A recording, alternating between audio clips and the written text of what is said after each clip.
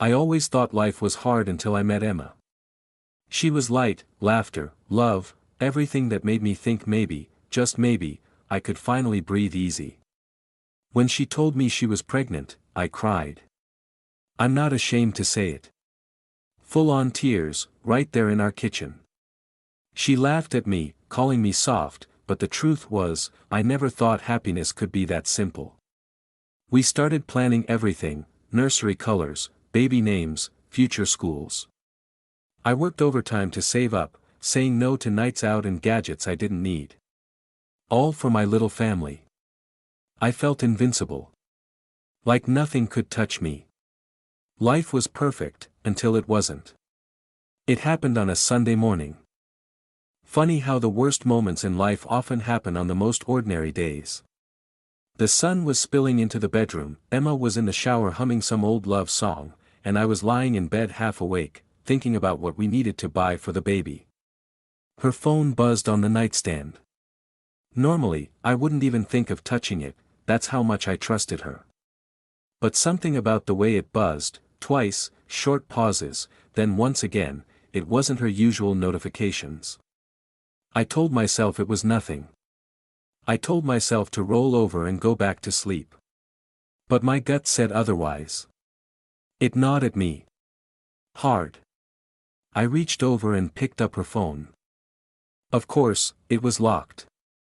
Emma had changed her password a few months ago, casually mentioning she wanted more privacy because of annoying group chats. I didn't think twice about it back then. But now, it felt like another red flag I had missed. I stared at the screen. 4 digits. Not much to go on. I tried her birthday. Nope. I tried our anniversary. Wrong again. Then, I remembered, Emma loved her dog, Max, more than life itself before we got married. He had passed away last year. His birthday was her phone password for years before she said she changed it. I decided to try that. Max's birthday, June 4th. 0604, I punched it in, fully expecting it to be wrong. Click. The screen unlocked. My heart dropped. A part of me wished it hadn't worked. A part of me prayed I wouldn't find anything. But right there, front and center, was a notification from a contact named Chris. And the message? Can't wait to meet our baby. Love you. Thanks for using his money wisely. I froze. Felt the blood drain from my face. At first, I thought it had to be some sick joke. Some wrong number. I clicked on the conversation. And the more I read, the more I realized it wasn't a joke.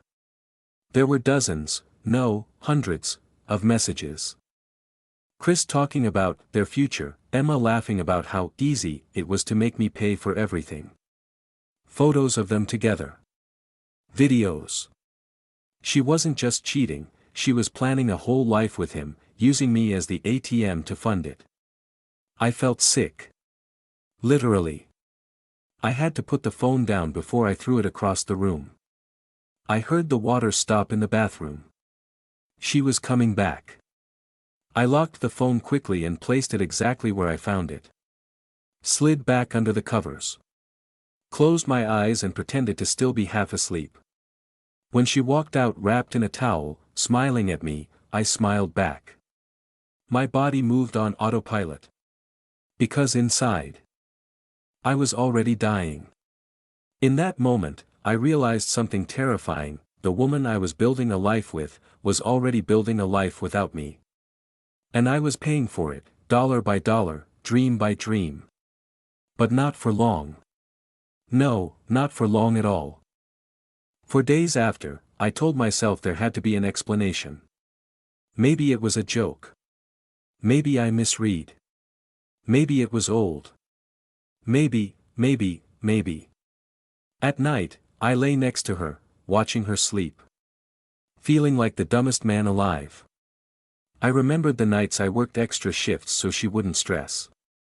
The gifts I bought. The plans we made. I started noticing things I hadn't before. Her sly smiles when I mentioned savings. The way she kept suggesting bigger, fancier things for the nursery. The quick texts when she thought I wasn't looking. Every time she laughed, it sounded sharper. Every hug felt colder. And I hated myself for doubting. But I hated her more for making me doubt. Hiring a private investigator wasn't something I ever thought I'd do. It felt dirty, sneaky, like I was the one betraying her. But after everything I saw on that phone, trust wasn't even on the table anymore. I needed facts. Cold, hard facts. No maybes. No what ifs. I waited until Emma left for her weekly prenatal yoga class. She thought she was being so careful, so routine. She had no idea I was 2 steps behind her now, and catching up fast. I found a local PI online, someone with good reviews, someone who specialized in domestic matters. I didn't even want to speak the words out loud. I just told him, I need to know if my wife is cheating. His voice was calm. Too calm. Like he had heard those words a million times before. We met in a coffee shop across town. I wore a baseball cap like I was some undercover agent. He slid a contract across the table, asked me for a deposit, and told me to give him everything: names, schedules, addresses, routines. The more he knew, the faster he could work. I gave him everything. Even the screenshots I took from her phone, messages, dates, times. Every detail felt like another wound, another confirmation that my marriage was built on lies. He looked at me seriously and said, "You sure you want to know everything? Some people regret digging too deep." I didn't even hesitate. "I want the truth. All of it." He nodded. Told me he'd start immediately. Told me he'd be discreet. As I left the coffee shop, a weird feeling washed over me. Fear. Not fear of getting caught, no, that ship had sailed. It was fear of what knowing the truth would do to me. Could I handle it? Was I ready to watch my entire life fall apart in high definition? The answer didn't matter anymore. I had lit the fuse. Now all I could do was wait for the explosion. 2 days later, I got the first email. Subject line, update number 1. I sat there staring at my laptop like it was a bomb about to go off. Maybe a part of me still hoped the PI would write back, "False alarm, man. She's clean. You're just paranoid." But life's not a movie. I clicked it open. And the first thing I saw was a picture of Emma and a man I'd never seen before. They were in a cafe, sitting way too close. His hand was on her knee under the table. She was smiling at him, smiling in a way I hadn't seen her smile at me in months. Genuine. Bright. Like he was her world. Attached were videos too. Short clips. Them checking into a hotel. Kissing in the parking lot. Laughing over dinner. My hands shook as I watched. I felt nauseous. I wanted to smash the laptop against the wall. But I forced myself to keep watching. Forced myself to absorb every second. Because I needed the fuel. I needed the pain. For what was coming next? Then came the worst part. Receipts. Detailed receipts. Dates, times, amounts. All traced back to my credit card. My money. I was paying for their dates, their hotel stays, their little getaways. Thousands of dollars over the last few months, and I hadn't noticed a damn thing. The baby clothes. The prenatal vitamins. The pregnancy cravings, takeout orders. Half the time, it wasn't even about the baby. It was about them. Feeding their little fantasy life. Using me like a personal sponsor. I stared at the screen until the lines blurred. I was so furious, so humiliated, that I couldn't even think straight. That night, I didn't sleep. I just sat there in the dark, making a plan. Because exposing her wasn't just something I wanted to do anymore. It was something I needed to do.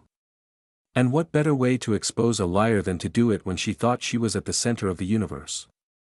Her baby shower was coming up. She was glowing, posting about it non-stop, inviting everyone she knew. Bragging about our perfect little family. Perfect. Absolutely perfect. She thought she was planning the happiest day of her life. She had no idea, it would be the day she lost everything. It's strange how a man can feel utterly shattered inside and still function like nothing's wrong. The days leading up to the baby shower were the quietest days of my life. But it was a dangerous kind of quiet.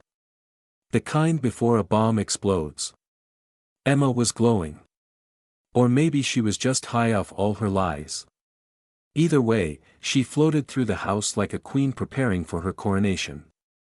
She kept talking about colors and balloons and cake flavors. I nodded, smiled, played the perfect husband, all the while planning her downfall in my mind. Every time she touched her belly and said, "Our baby is going to have the best life," I had to grit my teeth so hard it hurt. Because the baby, I didn't even know if it was mine anymore. But I wasn't going to confront her yet. No, confronting her privately would have been too easy for her. She deserved the world watching when her mask slipped. She deserved the kind of exposure you don't recover from. So I made my preparations carefully. I compiled everything the private investigator had sent me, photos, videos, receipts, into a neat little slideshow. I saved it on a USB drive. I set it up with a simple click-to-play button. All I would need was a laptop and a projector, both of which would already be set up at the baby shower for the memory slideshow Emma had insisted on having. It was almost poetic. She had unknowingly built her own stage for her destruction. The night before the shower, I stood in front of the mirror in our bathroom and stared at myself. I barely recognized the man looking back at me. There was anger in my eyes. Rage. But also something colder, something sharper. Determination. I wasn't just fighting for revenge anymore. I was fighting to take back my dignity. To end the charade she had trapped me in. When Emma came to bed that night, she kissed me goodnight, resting her hand lightly on my chest. "Tomorrow's going to be perfect," she whispered. I kissed her forehead. "Yeah," I whispered back, "it's going to be unforgettable." Neither of us slept well that night. But for very, very different reasons. The morning of the baby shower was bright and warm, the kind of day that screams celebration. It felt almost cruel, how perfect the weather was. Like the universe itself was putting on a mask. Just like Emma. Friends and family flooded the venue, a beautiful garden hall Emma had insisted on renting, paid entirely with my money. Everyone brought gifts wrapped in pastel colors. Everyone smiled and laughed and gushed about how radiant Emma looked. I smiled too. Oh, I smiled wide. Because they had no idea what was coming. The slideshow was set up perfectly, the memories were supposed to play after the cake cutting. Photos of our wedding, our vacations, Emma's baby bump journey. But I had already swapped the files. The real show was waiting. Locked and loaded. I moved around the party like a ghost, thanking people for coming, hugging relatives, nodding along to conversations. Every second felt heavy, every smile felt fake. I saw Emma across the garden, holding court with her friends, laughing that laugh I used to think was pure music. Now it sounded like nails on a chalkboard. Finally, it was time. Emma's best friend, Lisa, tapped a glass with a spoon and called everyone's attention. "Everyone. Let's gather around for a special surprise." A little walk down memory lane before we welcomed the newest member of the family, the lights dimmed. The screen flickered to life. And for one fleeting moment, I saw Emma's face, pure joy. Pure pride, expecting to see herself looking like a queen in every frame. What she got instead, was hell. The first slide was a photo of her and Chris, arms wrapped around each other in the parking lot of a motel. The room went dead silent. A few people gasped. Someone dropped a glass. Click. The next slide, a screenshot of their texts, her saying, "It's hilarious how easy it is to make Peter pay for everything." Click. A video of them checking into a hotel, laughing like teenagers. The date stamp clearly visible, right during her prenatal yoga classes. Click. Receipts. Thousands of dollars. Each one tagged with my credit card number. Click. A close-up of Chris messaging her, "Can't wait for our baby to get here. Love you." It was silent except for the slideshow clicking through every piece of evidence. Every dagger she had driven into my back was now being twisted publicly. In front of her parents, in front of her friends. In front of mine. I watched her face crumble in real time. The horror dawning in her eyes. The way she staggered forward, shaking her head violently, whispering, "No, no, no, Peter, please, no, stop it, please." She tried to yank the laptop cable out, but it was too late. Everyone had already seen. Everyone knew. I walked forward calmly. Took the microphone from Lisa's frozen hands. Cleared my throat. "Thank you all for coming today," I said, voice steady as a rock. "I hope you enjoyed the real memories." Emma collapsed onto a chair, sobbing uncontrollably. Her parents looked at her like they had never seen her before. Friends backed away like she was contagious. I set the microphone down gently. Turned and walked out of the venue. Didn't look back once. I could still hear her screaming my name behind me as I walked to my car. But it was like hearing it from underwater. Distant. Fading. And for the first time in months, maybe even years, I felt free. The thing about explosions is that, after the chaos dies down, there's always silence. Not peace, not yet, but a cold, eerie silence. The kind that settles into your bones and makes you realize just how much has been destroyed. I sat in my car in the venue parking lot for a while. Engine off. Phone buzzing non-stop beside me. Messages from Emma. From her parents. From our friends. I didn't read a single one. I just sat there, staring at the steering wheel, breathing. "Just breathe, Peter. You did it. You pulled the trigger.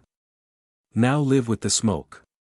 When I finally drove away, it wasn't some cinematic moment of triumph. It was quiet. Heavy. Necessary. The first thing I did was cancel every joint account we had. Emma had been living like a queen on my money for long enough. I wasn't about to fund her life for another second. I called my lawyer and told him everything. We already had divorce papers ready, just waiting for the right moment to serve them. He laughed, actually laughed when I told him what had gone down at the baby shower. "Well," he said, "at least we know she can't deny it." I spent that night in a hotel. Not the one Emma had snuck off to with Chris, of course. A clean, anonymous place where no one knew my name. Where no one expected me to smile and pretend I was okay. I ordered a burger I couldn't finish. Watched TV I couldn't focus on. And slept on a stiff mattress that still somehow felt better than the bed I used to share with her. The next morning, I finally turned on my phone. The messages flooded in. Emma's texts were a mess, walls of apologies, denials, begging, screaming in all caps. Voice notes where she sobbed so hard I could barely understand her words. One line kept popping up over and over, "Please, Peter, don't do this to our family. It was just a mistake. Our family. Just a mistake." She still thought she could downplay it. Still thought she could manipulate her way out. Maybe that had worked with other men before. But not with me. Not anymore. I blocked her number without replying. Blocked her parents too, after they sent me a few "please think of the baby" messages. Where was that energy when Emma was sneaking around behind my back? Where was that concern for the baby then? The divorce papers were delivered that afternoon. By then, the news had already spread through our social circle like wildfire. Emma's friends dropped her faster than she could blink. Her own parents, who had once doted on her like she hung the moon, were furious, embarrassed beyond words. Chris. He vanished. The second everything came to light. He ghosted Emma completely. Blocked her on everything. Rumor had it he skipped town.